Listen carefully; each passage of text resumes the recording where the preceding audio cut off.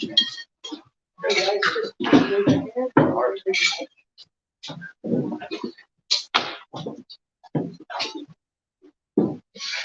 you so much. Just please say your name and You doing it? Can I start? ready for action. All right.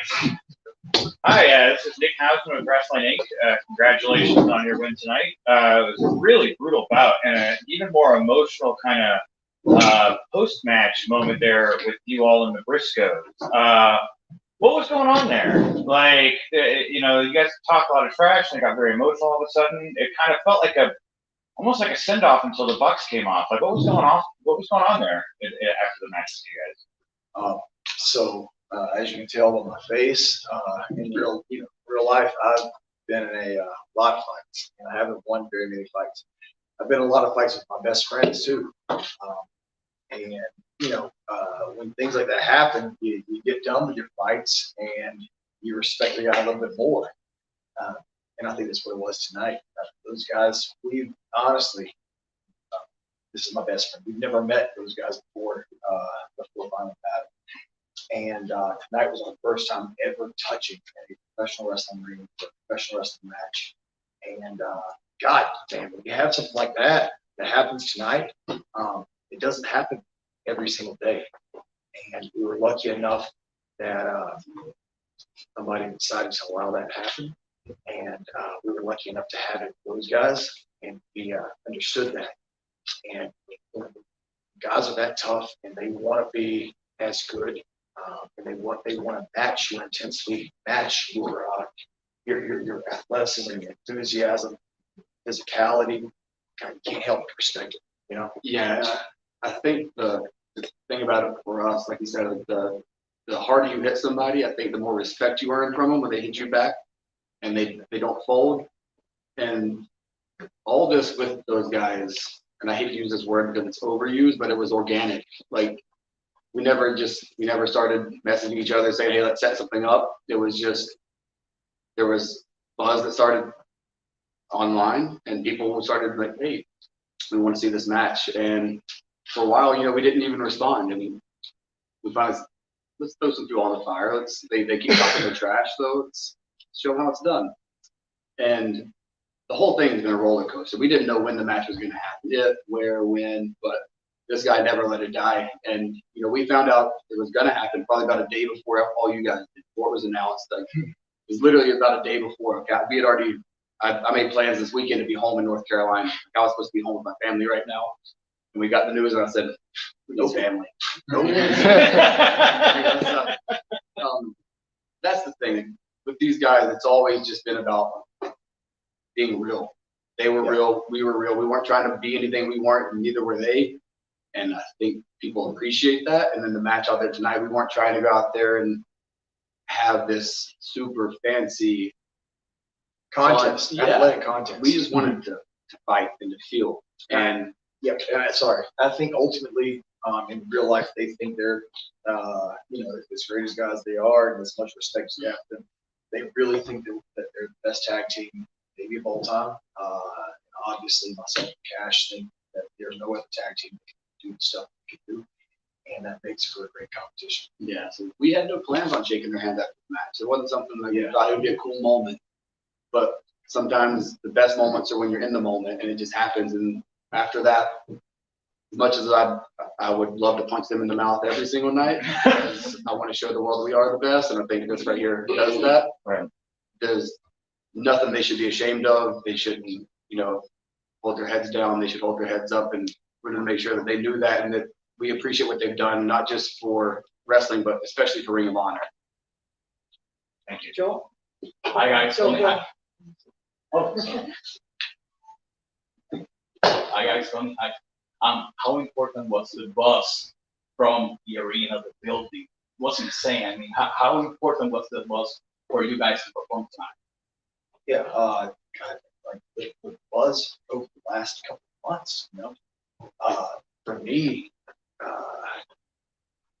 I've been so nervous. I've been so nervous because as much as I talk tough, I want to deliver it to the fans.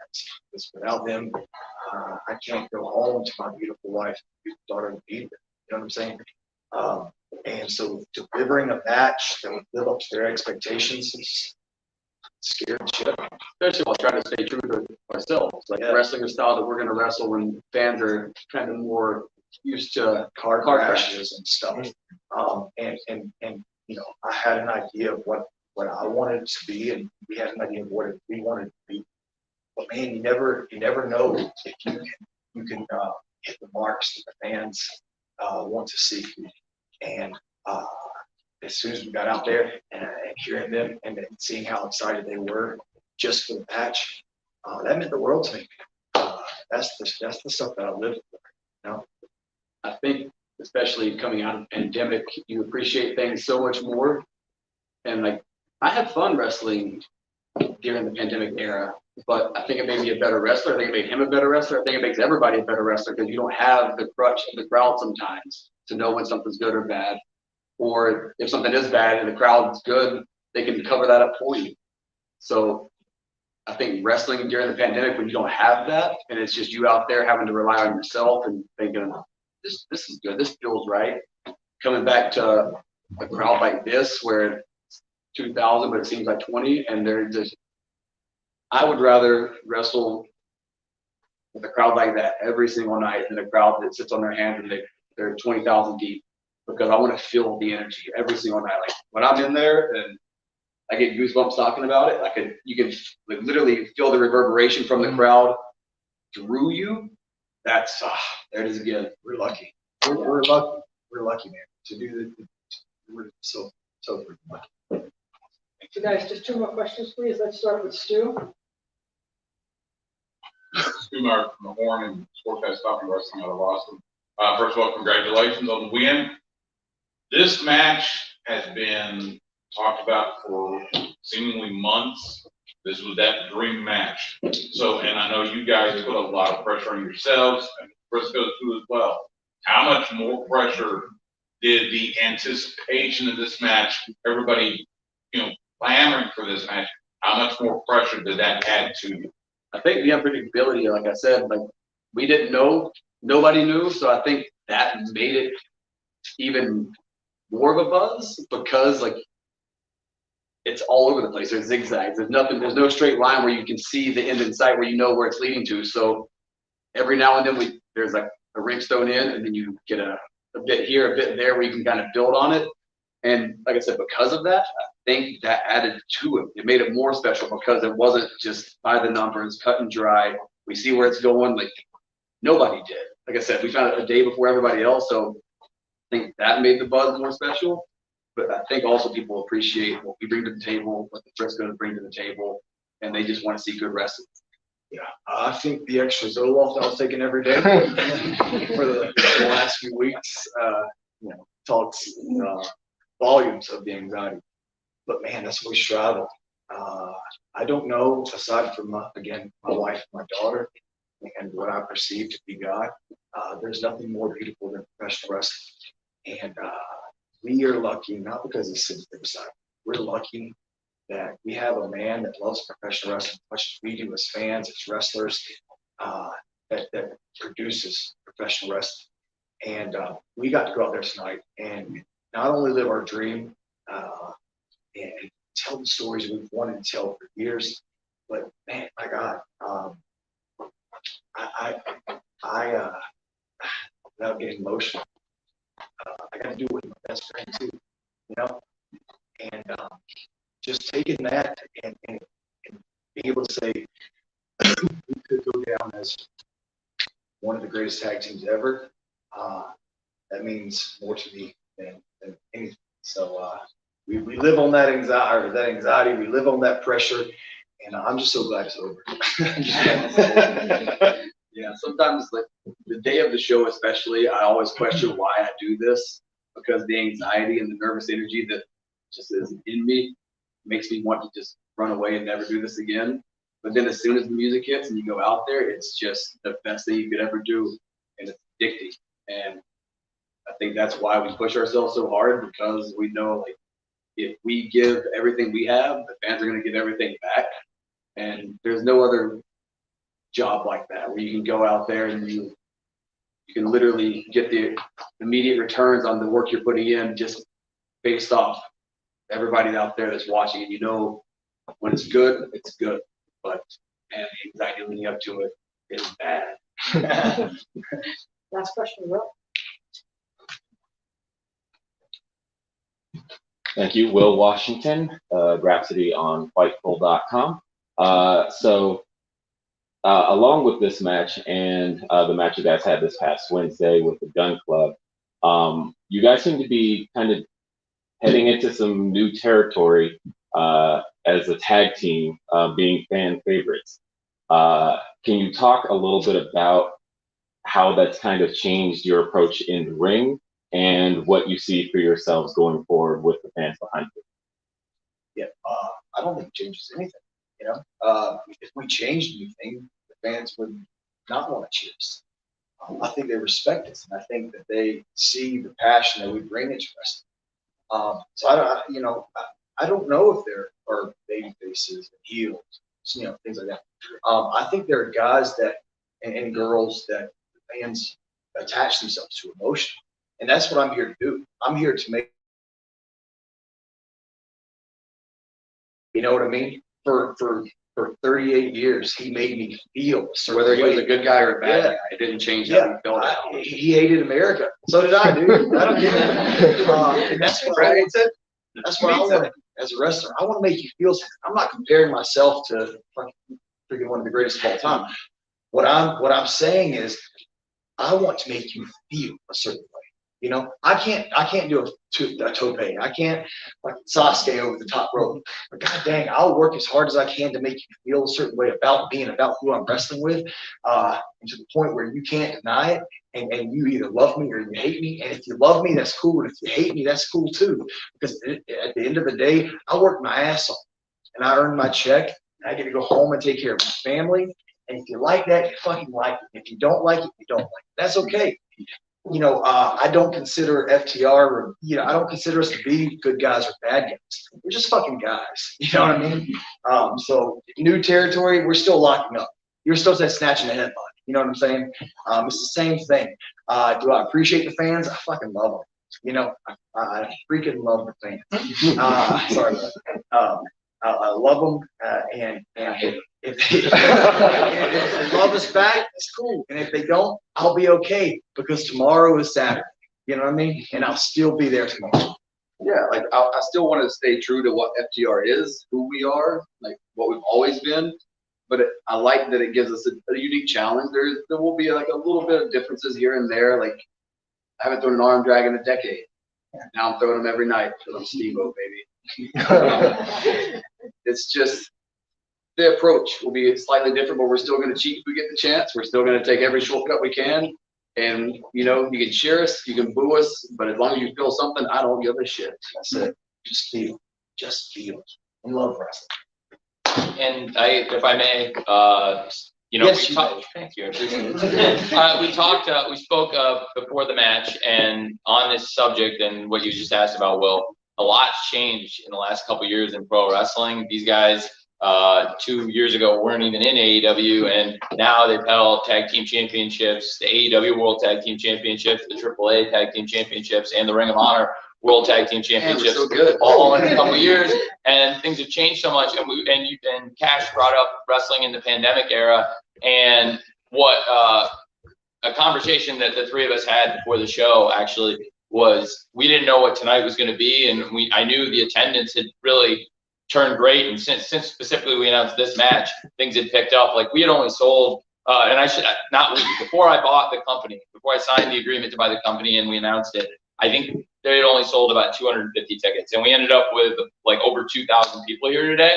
And it's largely through the anticipation for this match, the pay-per-view buys when we get them back. I know already from some of the preliminary digital numbers I've gotten that this is going to be one of Ring of Honor's best pay-per-views ever.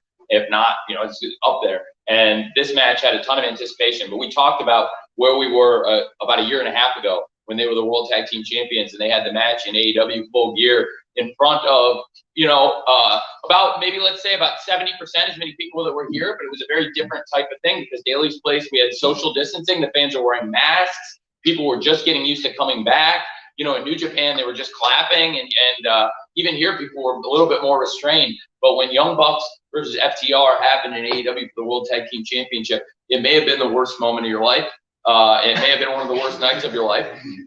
But the fact is, we didn't know what was going to happen with the Ring of Honor belts. We didn't know what was going to happen with the great match, and we didn't know it was going to be the classic that would hold up there with your great classic matches like that match. But now you have another chance. You have another chance, and you have 2 championships, and you've proven so much in the year and a half since then.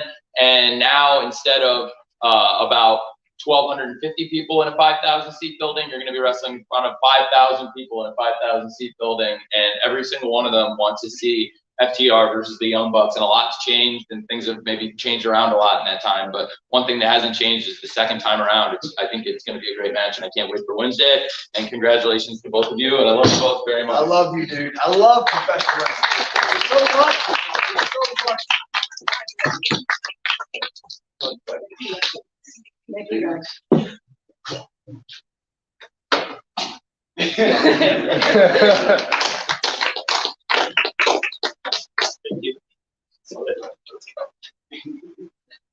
There you go. Joining us next, Sean. Joining us next, I think, Mandy, you got the interim women's world champion of Ring of Honor, Mercedes Martinez, who also has been wrestling in AEW recently, and now here in Ring of Honor is the new interim women's world champion. Hey, that's it. Thank you, Jim. First question, I'm gonna have Sean.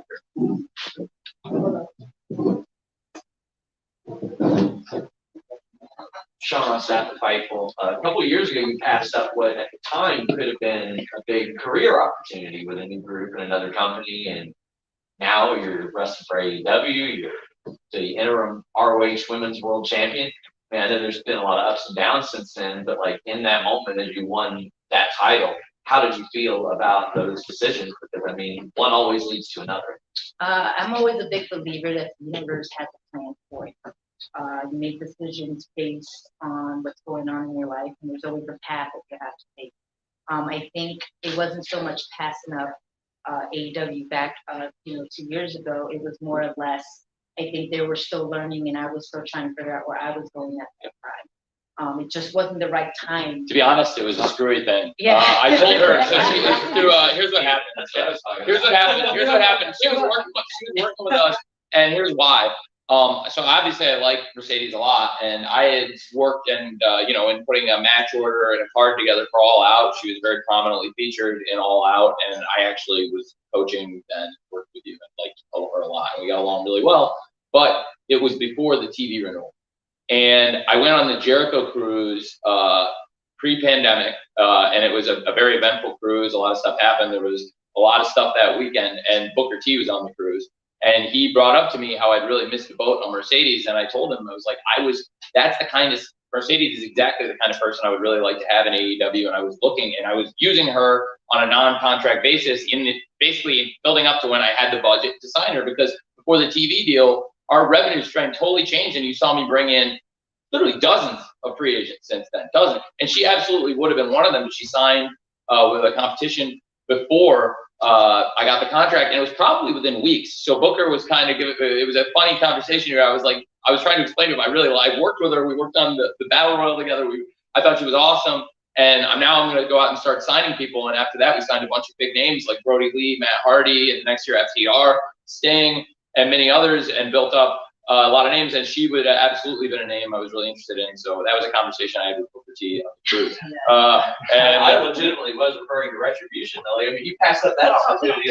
Yeah, exactly. and now you're here winning champion. Yeah, the whole retribution thing, I think for me, the decision to not be a part of that was probably a great decision for me personally.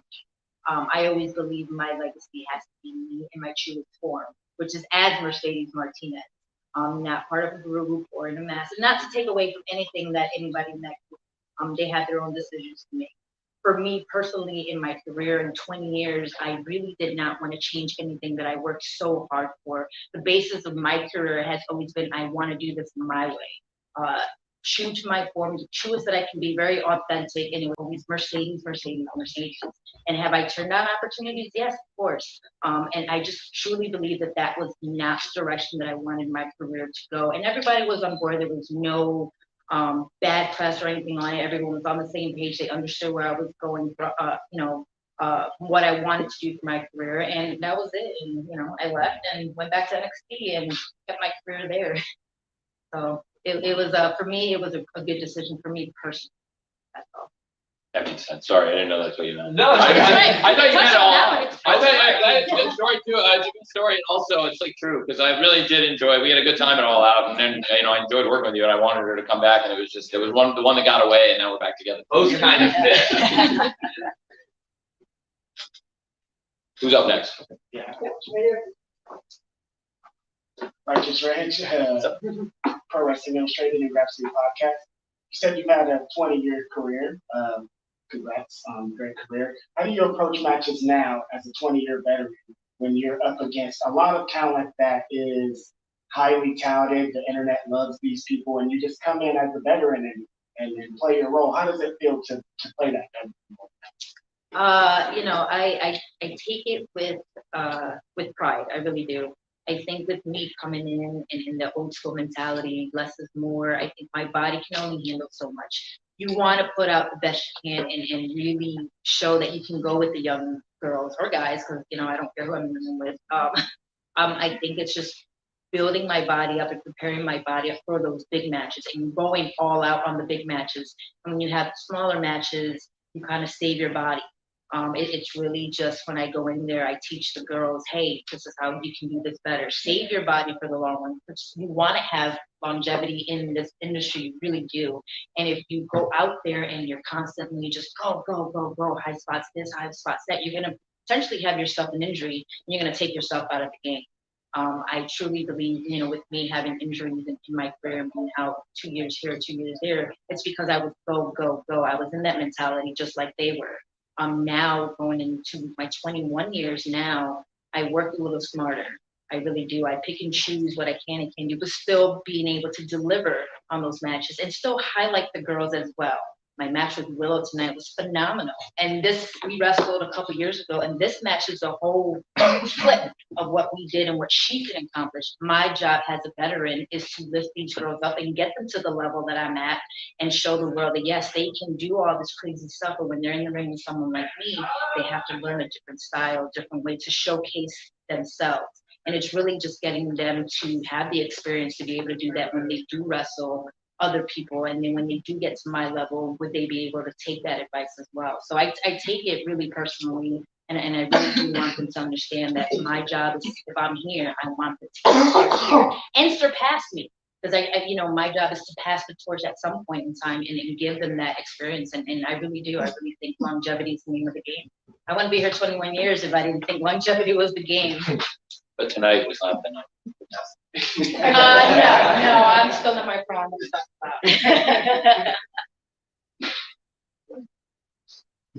Sure. I'm gonna go Conrad. Hey guys, Connor Casey, comicbook.com. Tony, now that you have the interim women's champion, do you plan on winning the unification? Yeah, we're looking at the schedule. It's no secret. I think there's other wrestling shows this weekend, and she had a contractual obligation tonight. So there was no way to work out a title match involving her. I think either one would have been a very worthy challenger. Mercedes, and obviously we saw Willow, also a very worthy challenger. So I decided, in the interest of the fans, as we've done in a previous situation before where the champion was unavailable to make a date, crown an interim champion, and it gives a great show and a great match to the fans. It was a great match and a great show. And now we have an exciting championship match to look forward to. So when I can work out a date when she doesn't have her contractual obligations, we will make it happen. I'm very confident. Thanks. 2 more questions. Will, over here. Phil, right in the front row. Great. Still in the Rhapsody podcast. For Mercedes, you recently had a match with Tiana, and of course you came on top on that one. How are you preparing for the rematch? No, are her tricks. What are you talking about? It's the concept of reinventing yourself. reinventing your move sets. When you wrestle someone, as much as I wrestled Diana, probably in the last 6 months, we were practically married to each other. So we know each other very, very well. I think in our next matchup, I have to pull out different things that no one has seen, up my game, go to training, and really level up the playing field when it comes to her. Just like her, I think she has to level up because it's on a different platform now. I always say that when I get in the ring with anybody that I'm familiar with, people seen it all already between us two, so we have to always up the ante and show them something different that they haven't seen in our previous matchups, and that's really the game. That's really the challenge for anybody who's in the ring with someone who they're used to. So I think in the mindset, whenever this match does happen, you're going to see a different style of Mercedes. Yeah, I'll pull out my usual stuff, but I really do want to go into this with a different mentality and treat it as if, okay, this is someone new. What can I pull out that no one has seen yet? Because at the end of the day, I want to be that undisputed champion. That's the goal, right? Last question. Second row. Damian Gracia, Big Gold Belt Media. You mentioned something really important, which is authenticity in your career. So being your 21st year, how do you maintain your own personal authenticity throughout all of professional wrestling? I stay true to myself. I really do. I believe that the fans and even in the locker room and the girls, I don't sugarcoat anything.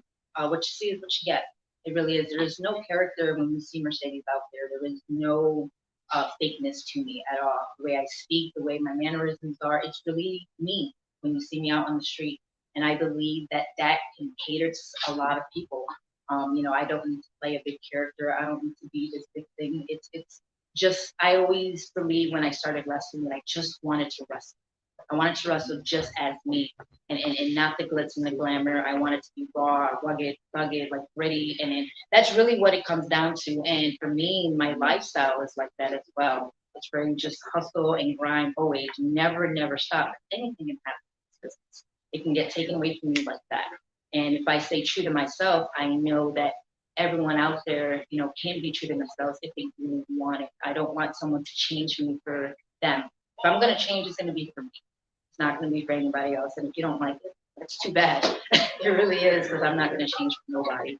No matter how much money is on the plate, no matter what's being, at the end of the day, I'm the one who has to look myself in the mirror. I'm the one who has to be with consent with the decisions I've made. And up to this point in 21 years in this business, I'm happy. I really am. I'm content with the decisions I made. I don't regret anything that I have done in this business because here I am, still killing it. Thank you very much. Thank you. Thanks, Jim.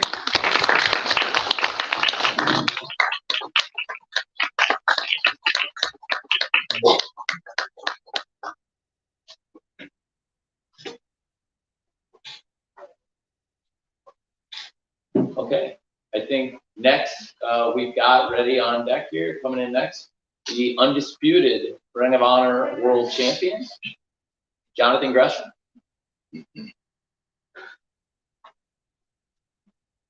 You guys have John? Yeah.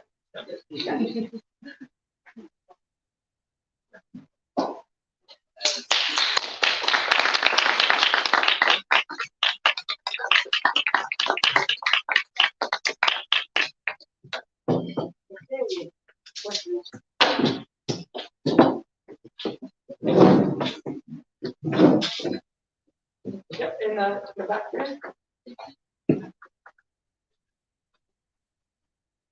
Hi, Gregory Rockshow, KTRC.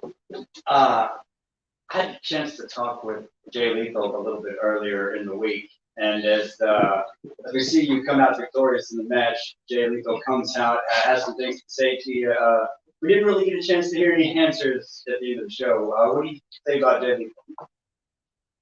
Well, I think there always comes a time when the person that was under the wing starts to ask the person that is teaching. And I think we're at that level now where Jay no longer sees me as a student. He sees me as equal. Now that I am now a world champion, he sees me as competition. This is, to me, the most prestigious prize in wrestling today. And anybody on any roster would want this belt. I believe Jay wants it. Now that Ring of Honor is underneath the AEW umbrella, honor lives on.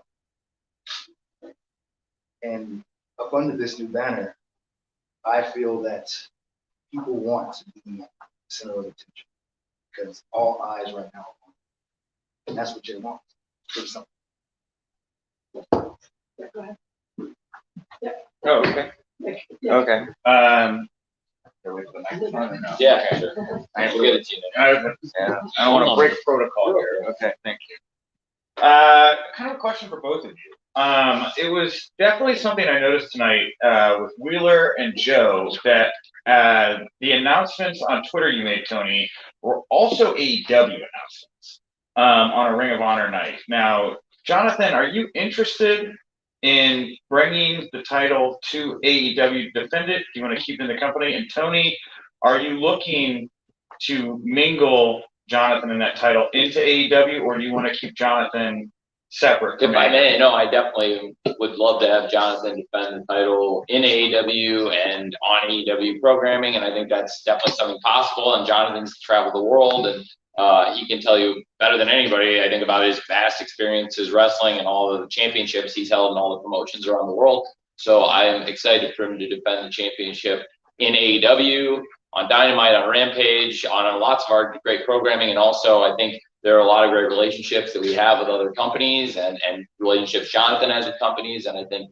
there's a lot of exciting possibilities both in AEW and through the Forbidden Door. Great.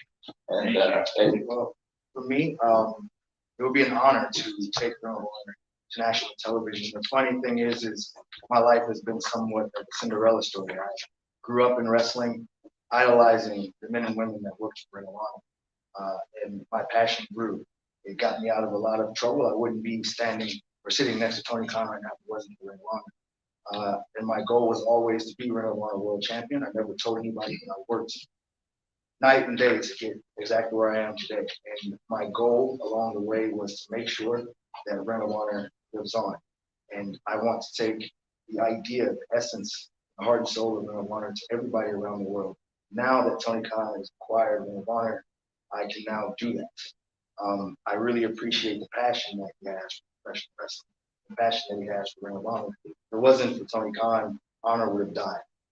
And now I can stick with the company that I have fallen in love with all these years ago. I don't have to wave another flag ever besides the Ring of Honor. John? John Ross Sapp of Fightful. I spoke to you, I think it was like in October, we were talking about the first tournaments, and even back then, right after the initial ROH hiatus announcement happened, you said, it's important to me to stick this out and see what happens with Ring of Honor. Nobody could have known what was going to happen with Ring of Honor. And I'm sure there were some really uncertain, maybe even scary times there. Like, can you maybe recount some of those and then how you felt when you heard that Tony fought ROH? So for me, like I told you, my life has been sort of a Cinderella story, and this voice in my mind has always guided me. I learned a long time ago to listen to this voice. Again, I wouldn't be here sitting next to Tony Khan if it wasn't for his voice that I like to call my best. And when I heard that Ring of Honor was going to hiatus, I remember Lethal calling me after the meeting was over. He said to me, I'm really upset with you. And I said, why? He goes, because on the Zoom call, you were the most calm person. It's because my destiny was talking to me. This is not a gimmick. This is real life.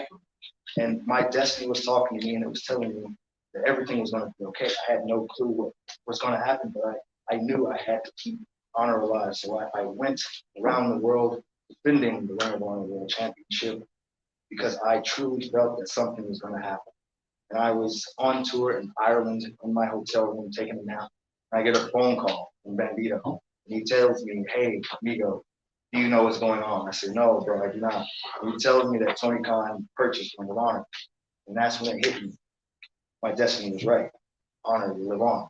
And so I just keep listening to this voice in my mind that has never steered me wrong. And I'm so very happy that the people after me, the next generation, will get a chance to enjoy Ring of Honor, but now on a bigger stage, national television.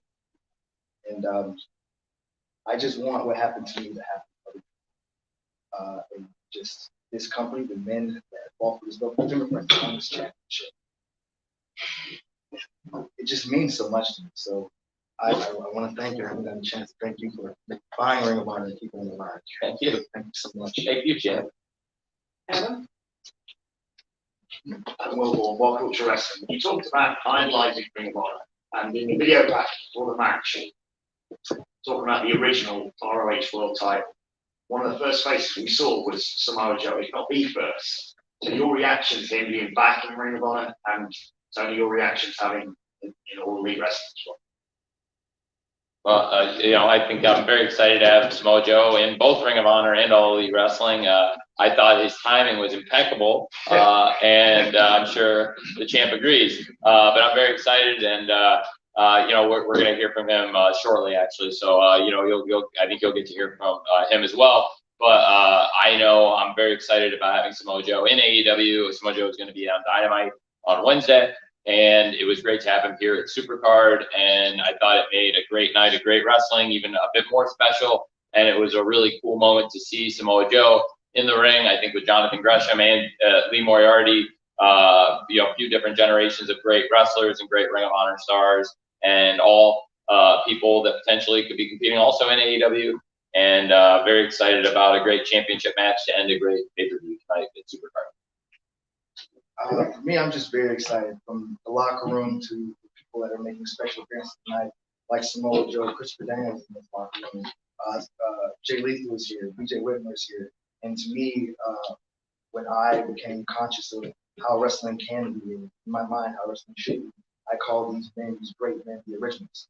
And they still possess the fire and the spirit of what I believe wrestling is built upon. And having them here in this company to teach the next generation, to help us understand how to be pro wrestling, means the world to me. I am exactly what I'm supposed to be. I'm very happy these guys are coming back to an umbrella that has someone that cares so passionately about the sports and the essence of this business. Tony Khan and Samoa Joe and Brian Danielson, all these guys are keeping the business of pro wrestling, and I'm happy with that. Hi, Jonathan. Mike Dagger for Lucha Libre Online. So, going with that same question, piggyback on it, I would like to know, since people like Daniel Bryan, Samoa Joe, even CM Punk are part of All Elite Wrestling, and it seems like there's probably going to be some cross-promotional things here and there, if I'm not mistaken, right? How do you feel about facing people like possibly a CM Punk, a Samoa Joe, or Bryan Danielson? My travels during the hiatus was, in my mind, preparing me to face two men. Those men being CM Punk and Bryan Danielson. I believe that honor was lost a long time ago when they decided to change this championship to other versions of this. The fingerprints of the originals is on this championship. When it's seen around the world, people clap not for me, but for this championship, because it holds such a rich history. So to me, when honor was taken away, now that I possess this, my job is to bring honor back to this championship. And the only way to do that is to wrestle two men, the men that took the name best in the world away from Ring of Honor, CM Punk, man that buried the division I revived, pure, Bryan Danielson. So my job is to wrestle these two men, win or loss, to restore honor to this championship. So those are the matches that I look forward to, and I feel like my job will be done. I will have done what I needed to do for Ring of Honor. After that, my future is. Thank you. One more question? Over here? Oh, sorry. You know what? I'm gonna let y'all have it. Thank you. Yeah. Thank you, Fred, Pro Wrestling Illustrated and Grapsy Podcast. Great match tonight, Mr. Jonathan Gresham. Congratulations on your victory. There was a lot of fanfare, a lot of things surrounding this event tonight. You were the main event. There's a lot of things surrounding your match. How do you kind of block out everything that's happened, the sale of Ring of Honor, being involved with AEW, this show, coming to different venues? How did you just kind of block all that out to focus on being the undisputed Ring of Honor champion and not letting the outside curriculum kind of get you off track? That's very easy. I stay off of social media. I delete the apps. Gotcha. Okay. Okay.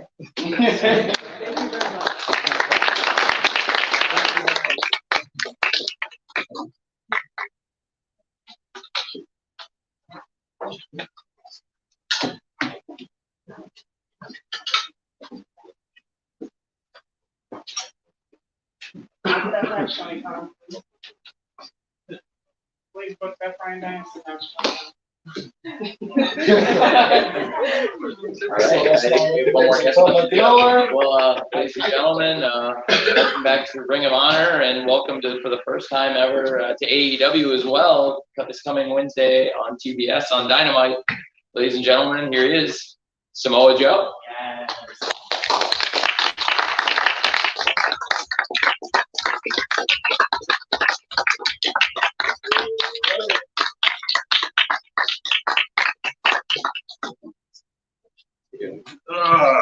Okay.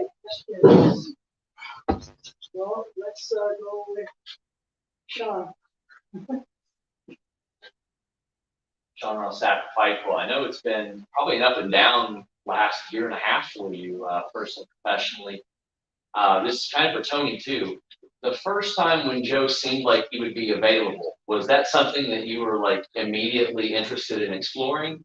And were you even able to reach out to him contractually at that? No, but I was interested, and it just never happened. But it would have been great. But here it worked out great, right? And to be honest, he didn't really even have much of a chance. So Sure.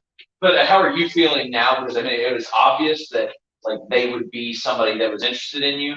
And how did you feel when you heard that Tony bought ROH? Something that obviously means lots.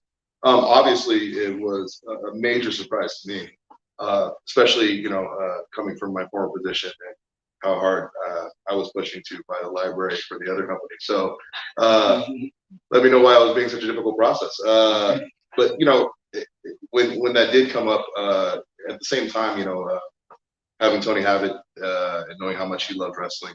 And knowing how much he loved ROH and the product, just from our meetings and time knowing each other, I knew it would be in good hands, and I knew it would be treated with respect, and kind of made available to the fans the best way possible. So, I was very, very happy. Joe, Denise Salcedo, Instinct Culture. I do have to ask you, being released twice is not something that, people want to have to deal with, right? And given that you are able to do all these different types of roles, behind the camera, in front of the camera, etc., I do have to ask you, how did you feel about that, and what was your, your mentality going into that? At this point in my career and what I've done, the second release, my going back to WWE was majorly because of the people that I worked with and the relationships that I built with the company, and namely two people in Triple H and William Regal. As Triple H obviously dealing with his situation, which I knew about, way more concerned about my employment. And Regal, his departure, I knew the writing was on for me. And, which is fine. We were a big collective team and a big collective kind of, a think tank within the company. And, they went a different way. And, as far as like the release, I mean, it's an up and down process for a lot of people. For me, I mean, it just freed me up to really kind of pursue a lot of projects that I really wanted to work on. And kind of freed me up to, start to talk with Tony and talk about the future of what he wanted to do. And I was very surprised about that matched up. Next, Joel. Joel Torres from Pontaralona. ROH Originals, AEW Originals, new stars coming out on ROH and AEW. How do you feel about this? I mean, there's a lot of new generation that, you guys can combine now the originals and the new generation. How do you feel about working with this? I'm more than excited. These are the environments that I love. A lot of guys, they get to a certain point in the industry and, they don't want to put themselves in this, they don't want to put themselves in situations where they got young, hungry guys who want to come up to the throw it out for their spot. I've never had an issue with that. And, it's a major reason why I'm here. Talking with Tony, understanding the lay of the land and the athletes that have been attracted to AEW and ROH, I knew that, it was a place that I wanted to be. A lot of familiar faces, a lot of new, kind of burgeoning stars that are coming into their own. And, these are the environments where I thrive. When I came into NXT, it was very much the same type of thing. When I came into WWE, everywhere I go, I'm searching out for those type of matchups, those type of divisions. And AEW is flush with them, and ROH is flush with them. And, now I have this grand opportunity to pursue those targets on both brands. Oh, Joe, Mike Dagger from Charlie Online. I know it's been a difficult, maybe like 2 years when it comes to even with the releases, but not only that, but you have been known to have a few injuries that have been lingering with your body. You know, a lot of times unbeatable, right? Mm-hmm. So, how do you feel moving forward that that you're gonna have to fight a different generation of wrestlers, younger wrestlers, and be able to keep up with that? No, more than confident. What you got to understand too is, coming into WWE, that it's me coming off a 15-year plus career, probably the worst medical care that a guy can get, and going into probably, a very, very, arduous schedule. And, I did have a few injuries, and one of them just being the nature of professional, sitting there for a while. And honestly, I took extra time, when it comes to brain injury and stuff like that. I wasn't willing to risk going back quickly and potentially harming myself permanently. It's a dumb thing to do. We have too much science on our side. We have too much knowledge now that we can, kind of pull back and treat things properly, take the time to heal. And, I took the time to do that. That was really just my major issue. I was taking the right amount of time to make sure that I was ready to come back to the ring. And, as for my last injury, obviously it was more of a circumstance of the world that we all currently live in now. And, it pops up here and there. And, I've been healthy. I'm more than ready to go, and I'm excited. Thanks much. I just read the Pro Wrestling Illustrated and Gresham podcast. Samoa Joe, it's amazing to see you here in all of Elite Wrestling. You talked a little bit about In the Ring of Honor. And the Ring of Honor. I'm getting Oh. Thanks, you talked a little bit about the wanting to purchase the Ring of Honor library. My personal favorite independent wrestling match of all time is Samoa Joe against Kenta Kobashi. A great, amazing match to watch after the time. As we've seen, you signed with AEW. Was signing with AEW, was the Ring of Honor kind of thing being together or talked about? Did that play a role in you wanting to sign with AEW? Oh, it played a role, but I mean, the initial discussions, obviously, Tony was playing his cards very close to his chest, not revealing things on his own end, heavily alluding to it, but never quite revealing. So, yeah, it did play a major role because, obviously, I have a lot of my legacy tied up with promotion. A lot of work that many fans have enjoyed over the years has been, affiliated with promotion. So, to see it, and to be a part of it, and to help influence the future of it, it was kind of a unmissable opportunity. Right. Okay. Thank you. Mm-hmm. Joe, the last time I saw you in person was at the Las Vegas SummerSlam WWE tryouts. And that's a day that has weirdly stayed with me because it was very obvious WWE had decided to change the direction of the kind of talent they were recruiting for the company at that particular tryout. I think there was only like 8 independent talents there that day. What was it like for you to watch the direction change there? And do you see that creating an opening for AEW, knowing the direction WWE is headed with their developmental and recruitment? Yeah, I mean, you also have to understand that, the major shift was mainly because, many of the better independent wrestlers are working for AEW. So, I mean, let's just be honest here. When we were tapping into a market, we're looking for new athletes when I was with them at the time. When the market's tapped and you try to find a new market. That really was probably a lot of the impetus of why they chose to switch directions. So, if there's not a lot of gold in the well, you start digging somewhere else. 2 more questions. Right here, John. Damien Grossi, Big Gold Belt Media. Welcome home, Joe. Thank you, appreciate it. That was one of the things. I got a text from my brother who was watching the pay-per-view. He said, Joe's come home. So when you hear someone say you're home, what does that do for you, for one? And since we've seen them throughout your career, you're pretty much, you can slide into any role: production, broadcaster, in-ring talent. For the new ROH, where do you see yourself sliding in terms of roles? The world champ.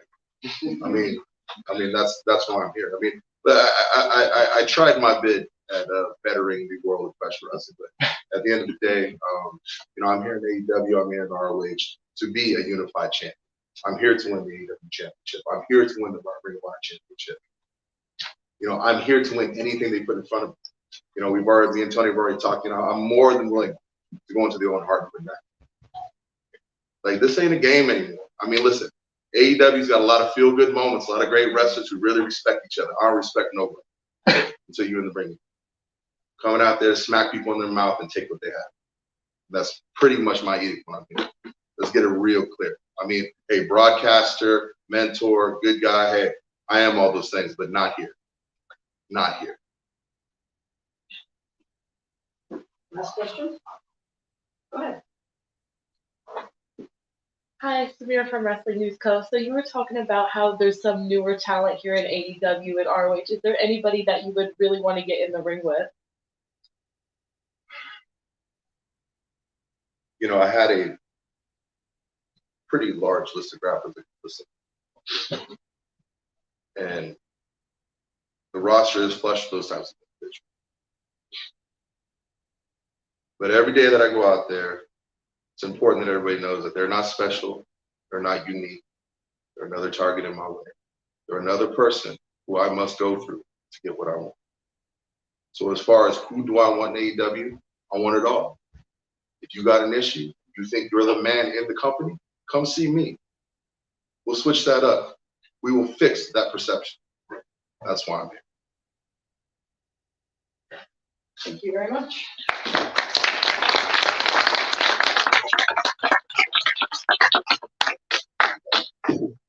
Joe. Appreciate you guys. Thanks, Joe. Thank you, Joe. Sorry, my bad.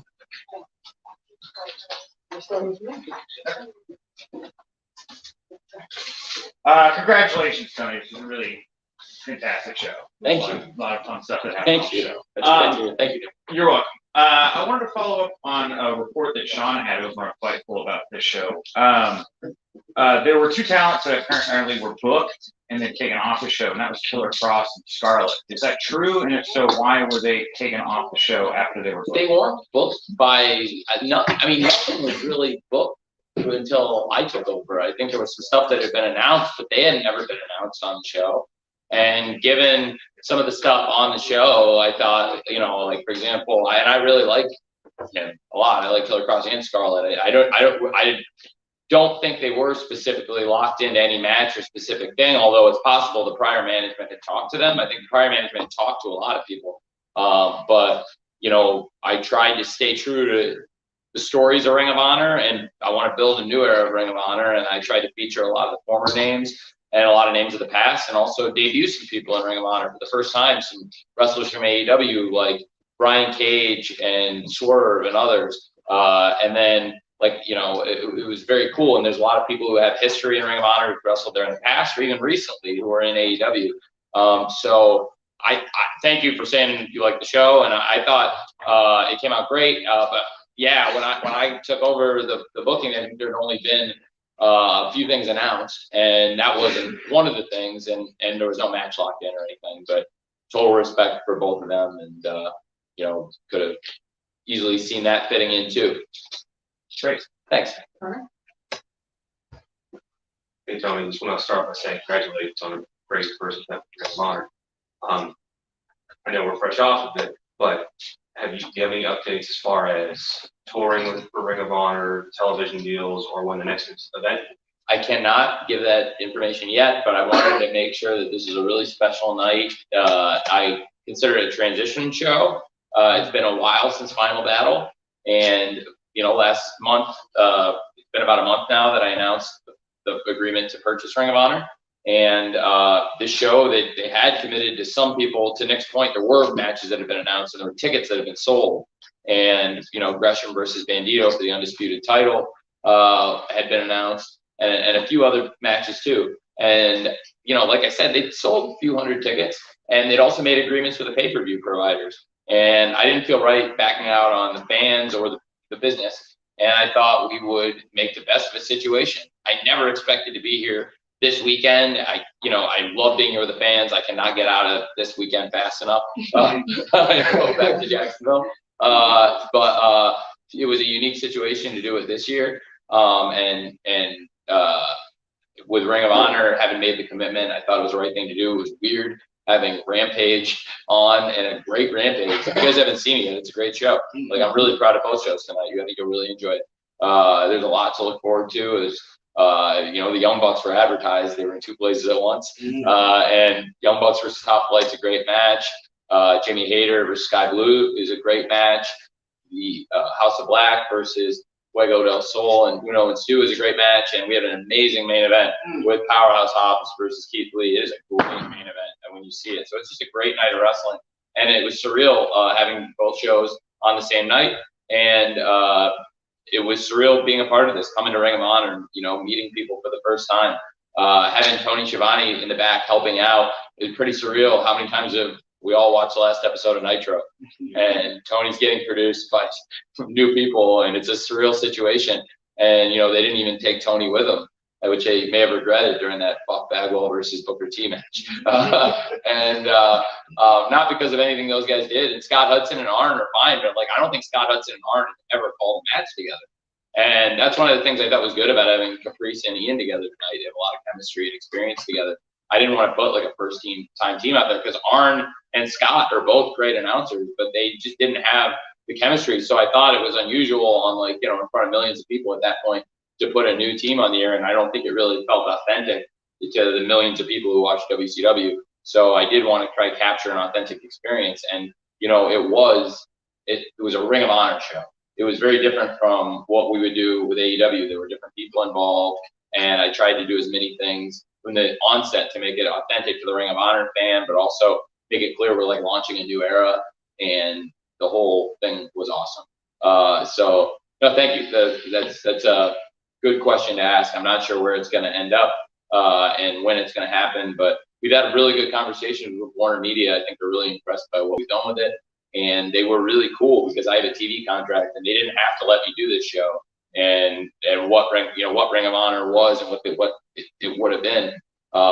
They could have prevented me from producing this show, and they let me. And then even tried to make an event tonight with promoting Rampage and Ring of Honor, and some crossover with obviously the Young Bucks, wrestling on Rampage and doing a run-in here, Swerve wrestling on Supercard, and hey, maybe Swerve shows up on Rampage if you haven't seen it yet. So and so I thought it would be a lot of fun, and those kind of guys going both ways, and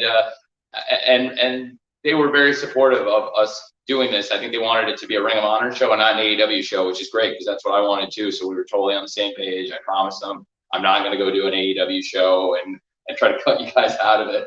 And they were just really great. And I think it's really cool. There are a lot of exciting things happening at Warner Media right now, and I'm really glad we're a part of them with AEW. And I hope Ring of Honor can be a part of it too. And I'm really optimistic that it can because of the really good track record that the women and men of AEW have putting on great shows and working hand in hand with Warner Media. It was a really good week for us last few weeks.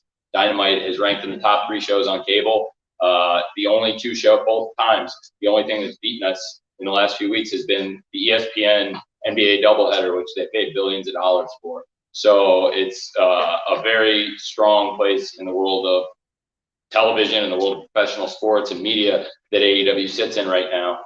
And now Ring of Honor, because of those relationships, I think is in a better position than it's ever been before to capitalize, and hopefully we can bring Ring of Honor to a great audience. And I know Warner, I'm so grateful. I mean, they've changed our lives. I think it's really, I was saying to Rocky how we brought something back. I don't know if I've said this out loud before. Maybe I said it once in another interview, so I'm sorry if you've heard this one other time. I feel like I said it once out loud to outside of the back. There was I think I did say this on the radio, so I'm sorry, but I'll just finish my thought. There was, so long there was wrestling on TNT, and for a lot longer TBS, and it's just been a thing for a long time, and it was really cool we were able to bring it back. And when we started AEW, I did not have a good relationship with New Japan. They were not happy about this, and they did not trust me at all, and actually their partner at the time was Ring of Honor. And it meant a lot that over the course of time, of course, now I think Ring of Honor is in great hands. The history of Ring of Honor is in great hands.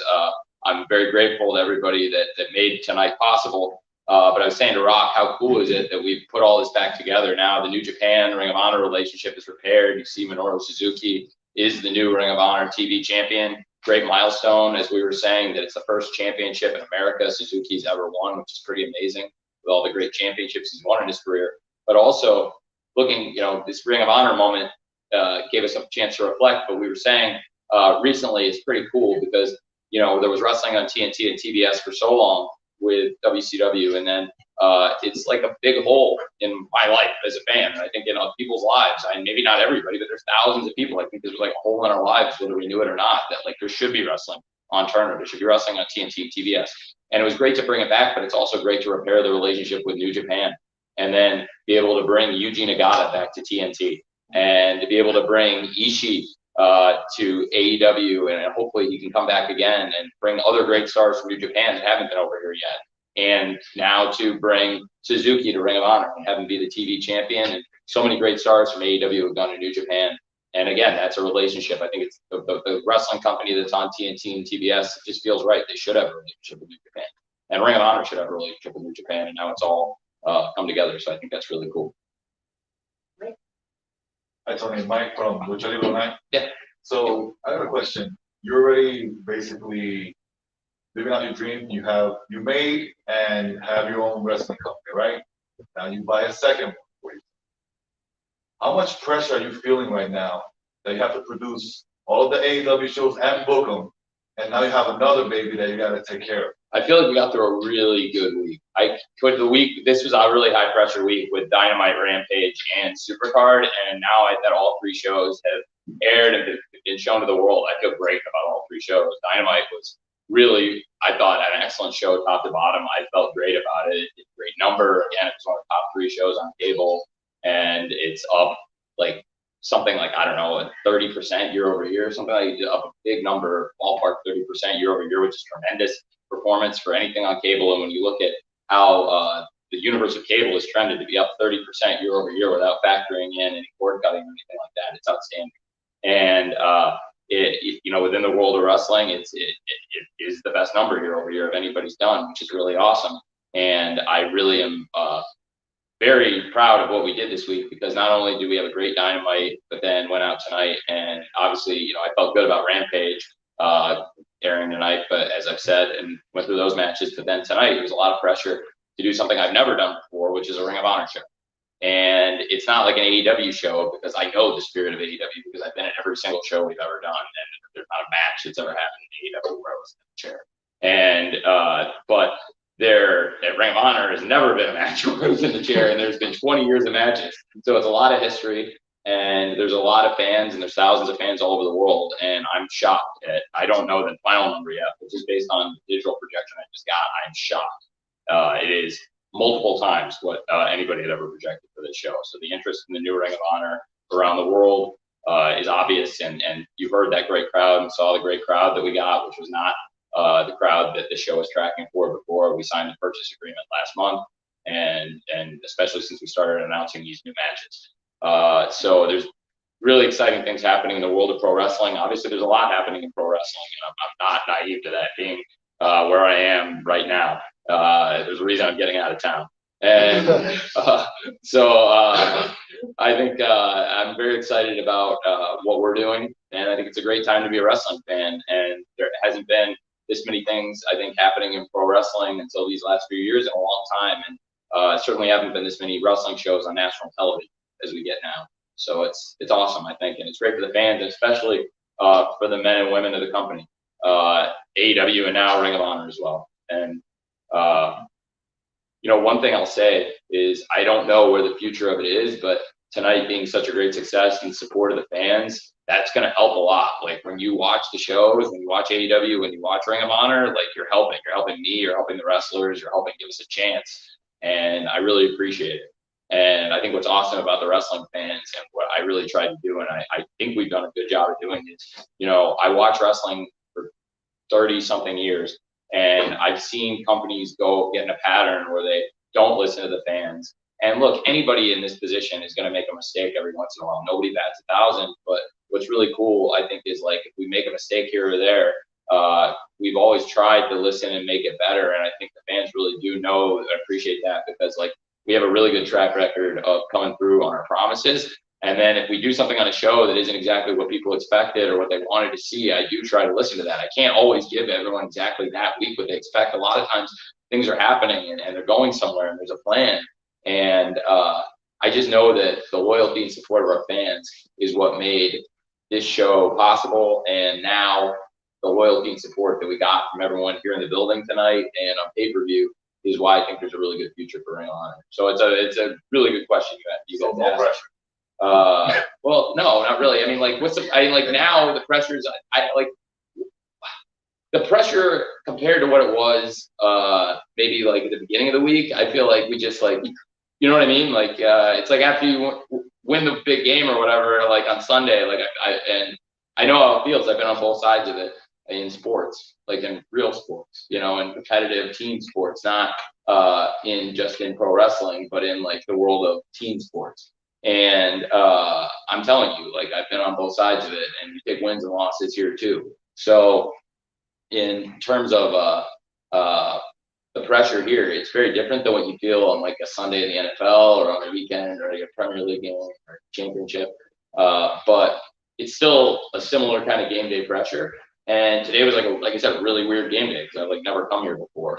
And it's a lot of pressure because if you don't, so like I was feeling a lot of pressure.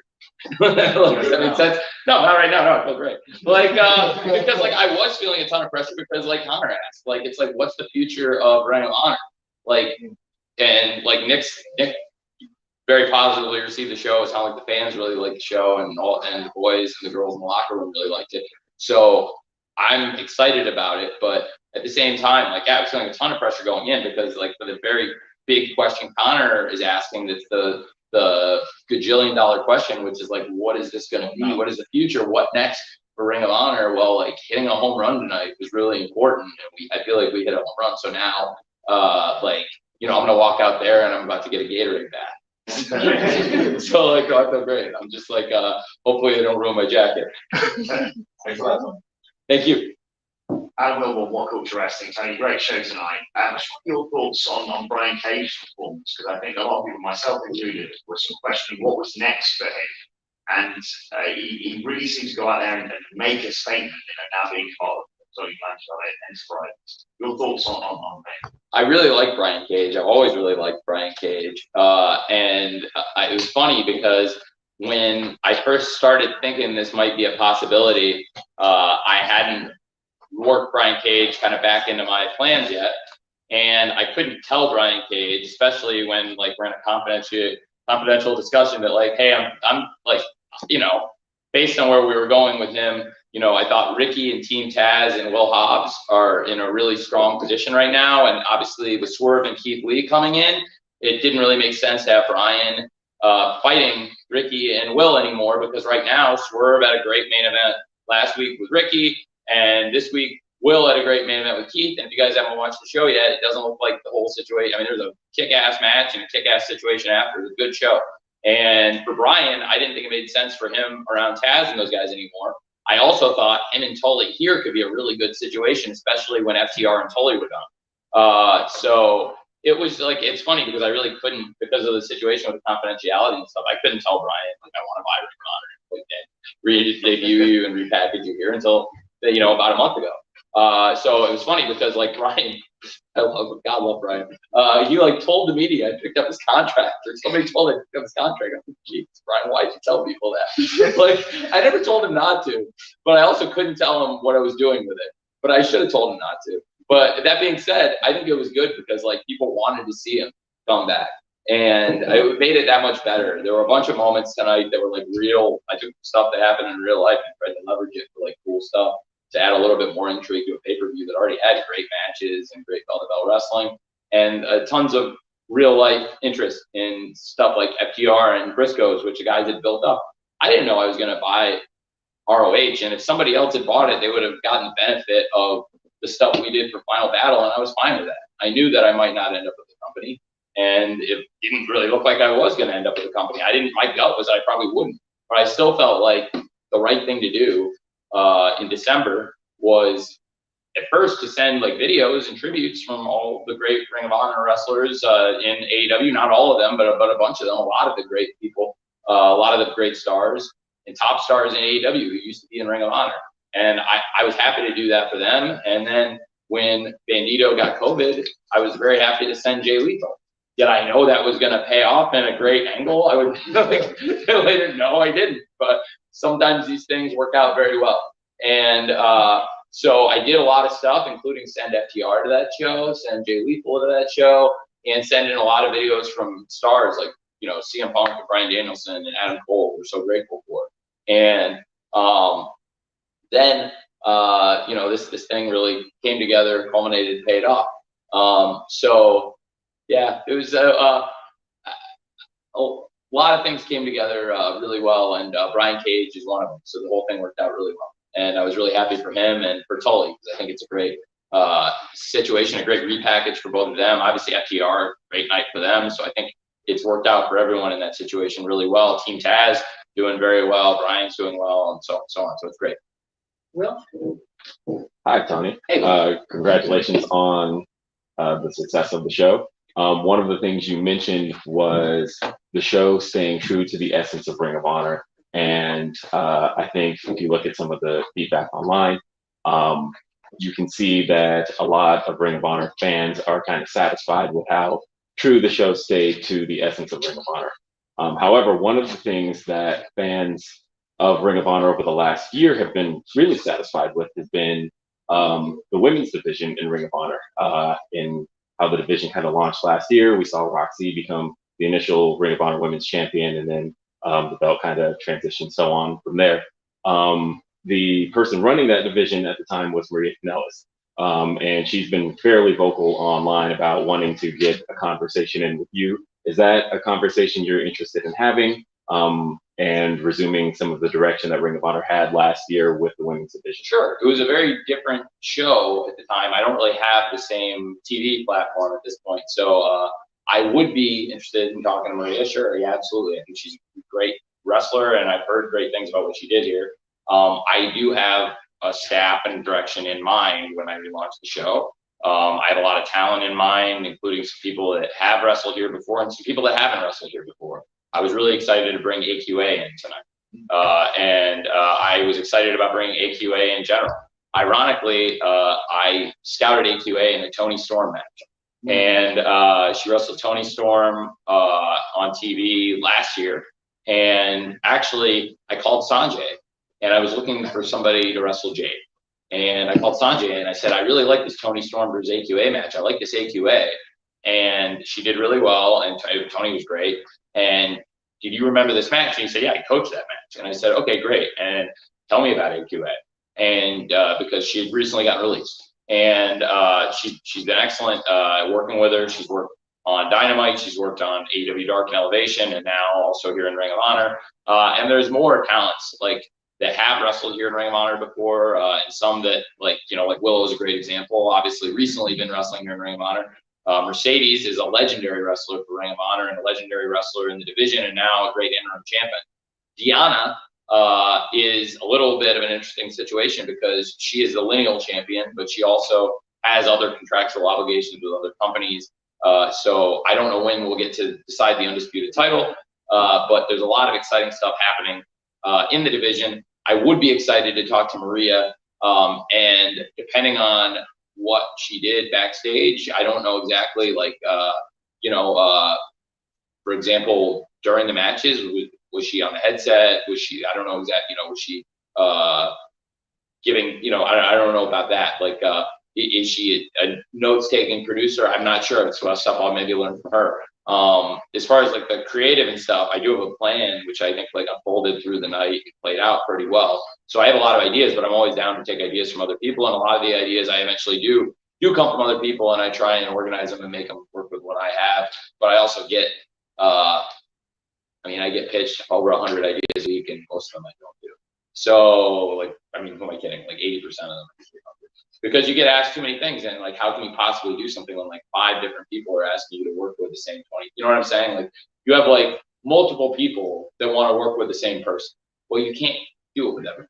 And everyone's like, oh, you never listened to my idea. Well, okay, but like the person you're asking to work with, there's like 5 different people, 7, 8 different people that came to me with an idea this week. I want to wrestle this person. You can't do it. So that's why being able to keep things organized, I think, it's why we've had a good flow of the shows. So as far as coaching, I'm probably to be more specific to your answer, I'm probably more interested in coaching right now than I am in booking. Does that make sense? Great, thanks. Joel? So actually, so Tony, all in, AEW, Ring of Honor, you have made deals with the past with Impact, you have Pro Wrestling, NWA. What is that you desire? Anything else that you desire in the pro wrestling business, to do for the pro wrestling business? It's really hard to do this every week, and I don't take it for granted. And like, how many times, is there anybody in here who's watched all the Nitros and Thunders through more than once? Did anybody show hands? It always ends the same way, doesn't it? It always ends the same way. And it's when you take your eye off the ball, and it's sad that it ends that way, isn't it? Every time, and you want it to go differently. And now, and I'm the last person in the world to show it go differently. I'm literally like the last person on the planet who should be hoping that turned out differently than it did. But yet I watch it, and it's still hard to watch. And I never want that again for the fans. And I think it was hard transition period, and I hated the uncertainty for the fans of Ring of Honor of what was going to happen, because it wasn't in my decision. I wasn't the one who decided what was going to, all I could do is make my best offer. And thankfully it was good enough. It was accepted.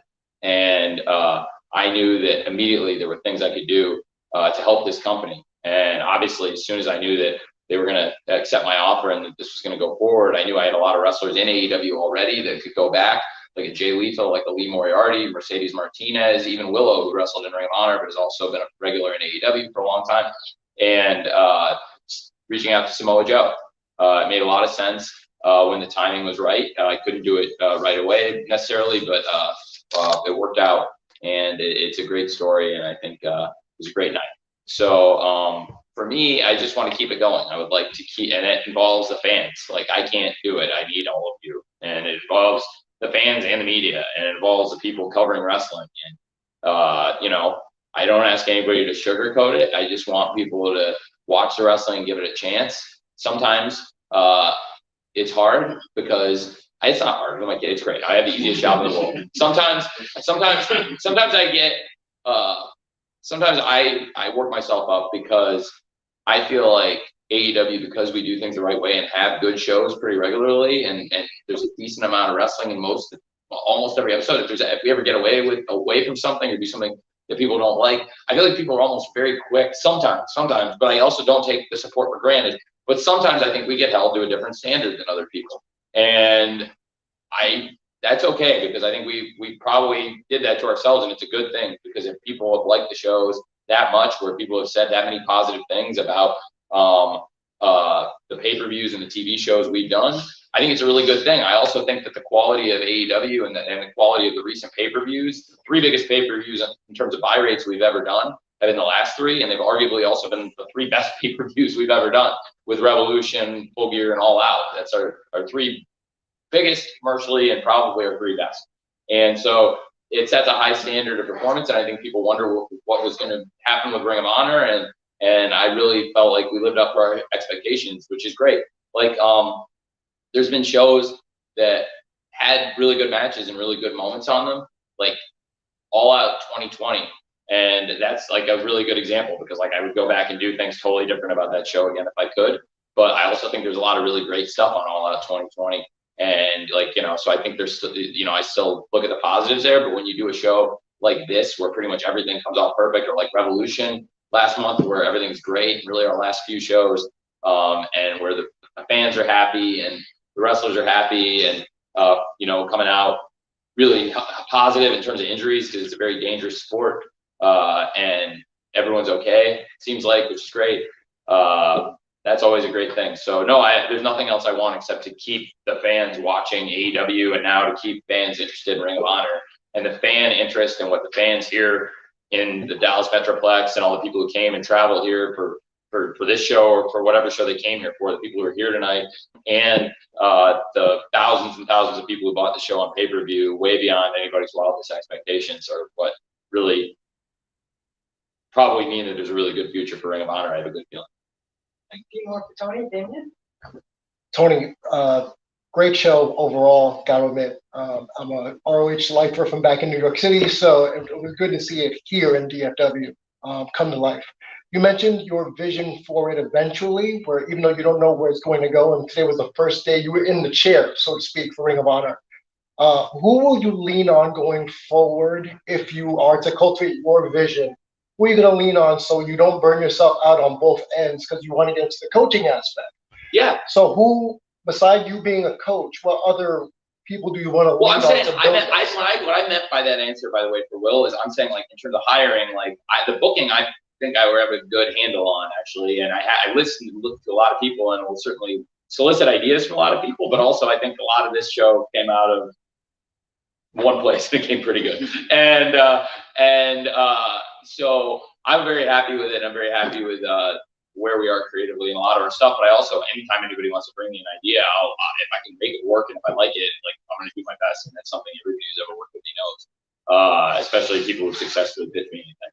And so, like, what I would say about it is, there's also for ideas for coaching, you know, either ideas in the match, especially, but also in long-term direction. The coaches are so valuable. We have great people in AEW who also were here tonight. They're former Ring of Honor wrestlers, and they were involved in the coaching aspect.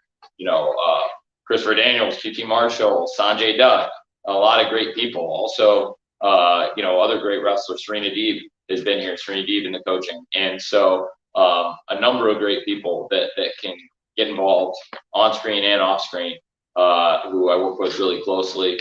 And I do a lot with, you know, as far as helping me put shows together. I think Sanjay and QT do a great job every week. QT's been here a long time. Sanjay is newer, has stepped up big time. And those guys are two essential people for sure. They were here tonight and they do a great job, on screen and off screen. Although Sanjay on screen tonight, whatever.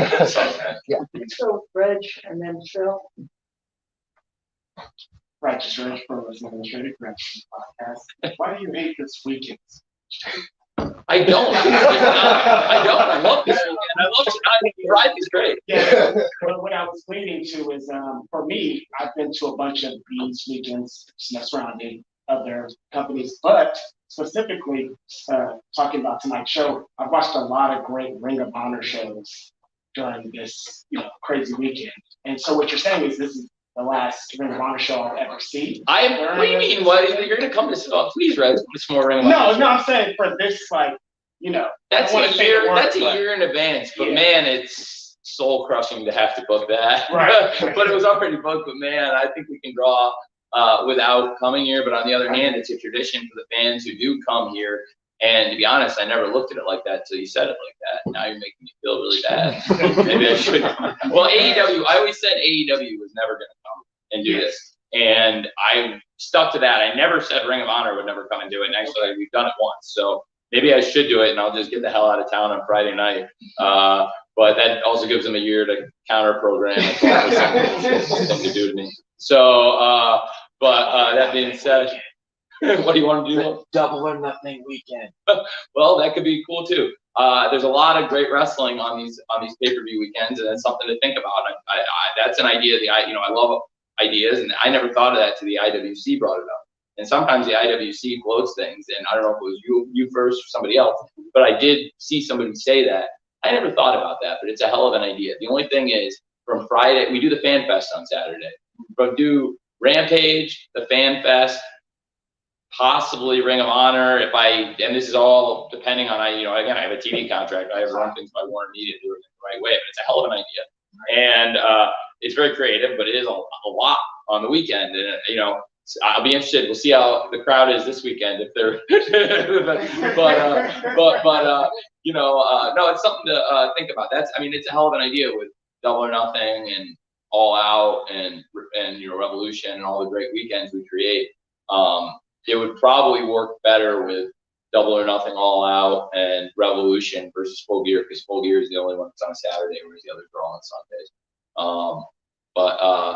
It's something to think about for sure. But again, hitting a home run in terms of the performance of this thing and showing that, it was the #1 trending thing in the world on Twitter, and the huge pay-per-view buys, and that we were able to do it the right way, I think bodes really well for the future. So that's why I was saying before, I don't feel the pressure so much anymore. I feel pretty good.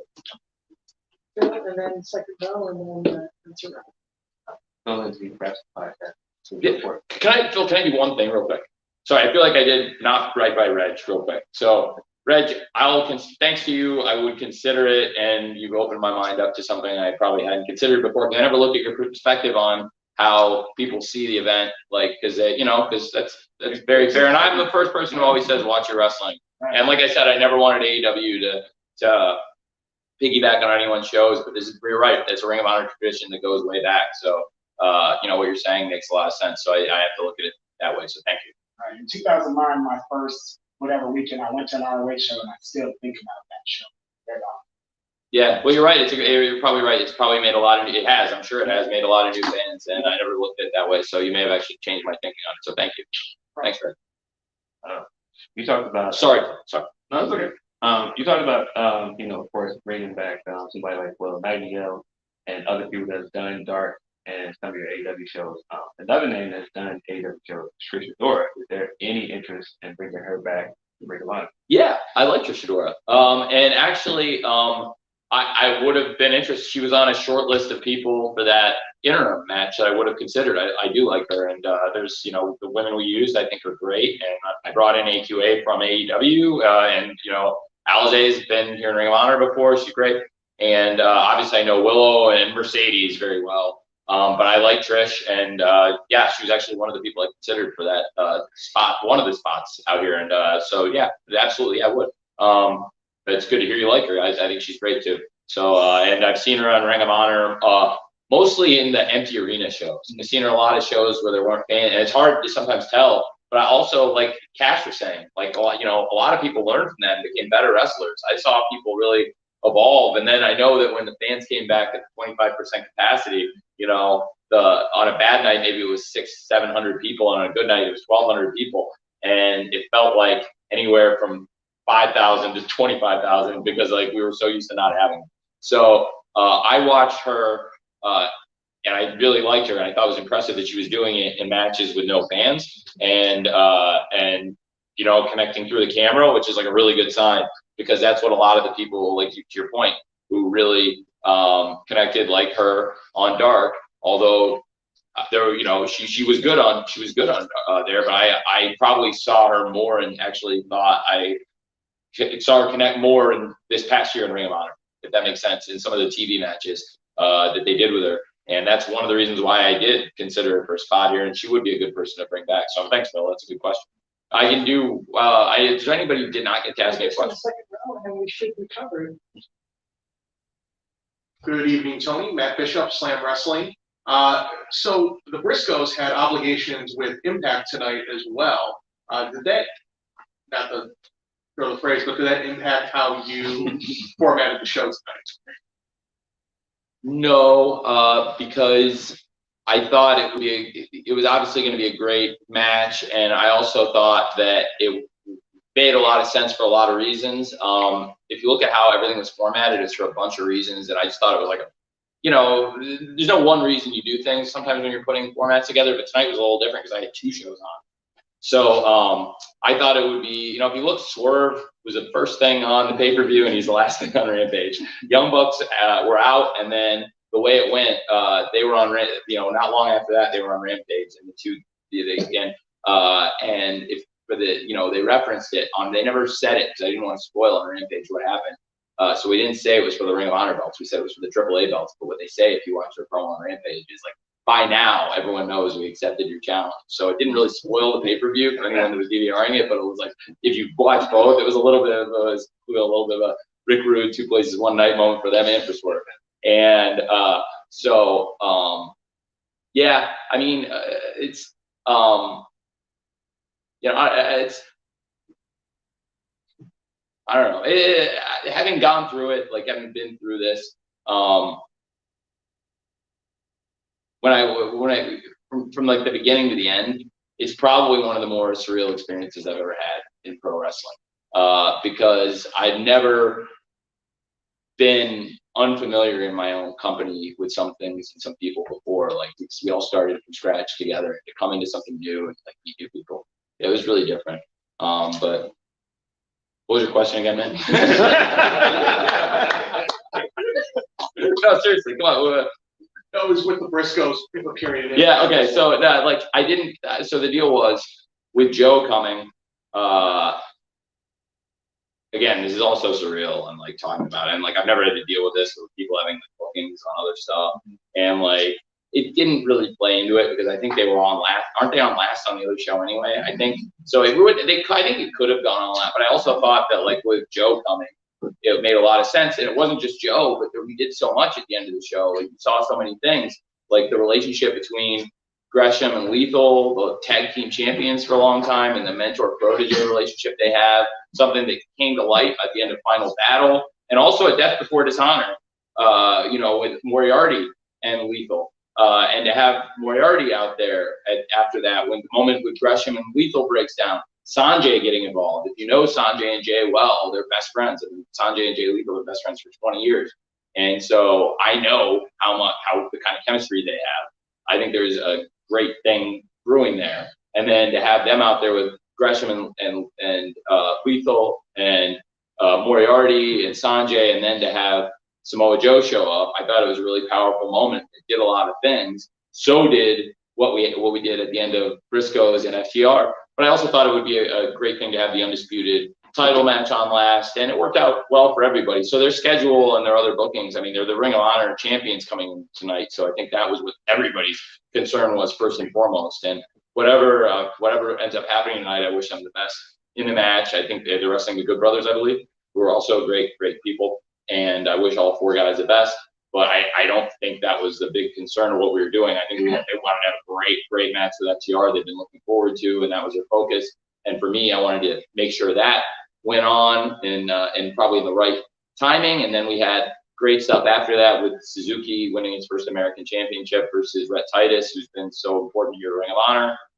With, of course, Wheeler Yuta winning the Pure title, and then announcing after all this time and the big week he had with the match of Bryan Danielson, the Wheeler Yuta's All Elite. And of course, that great main event in Samoa Joe. So I thought the way it all flowed was probably perfect. So them having the other bookings wasn't what it was about, really. Probably about the flow of the show and everything tonight was Crazy Universe. So going back to when I took myself off track, because I was thinking about what a crazy, surreal night it is. Because like there's never been so many moving pieces. And like when you asked me before about like the pressure and how do I feel about that, and like you know, it felt like a huge amount of pressure's off because it was doing something we've never done and we did it. So that's always really cool.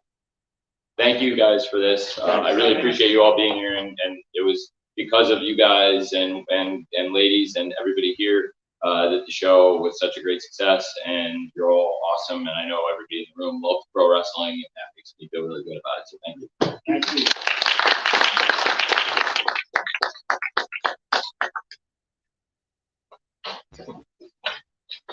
Thanks, guys. Thank you.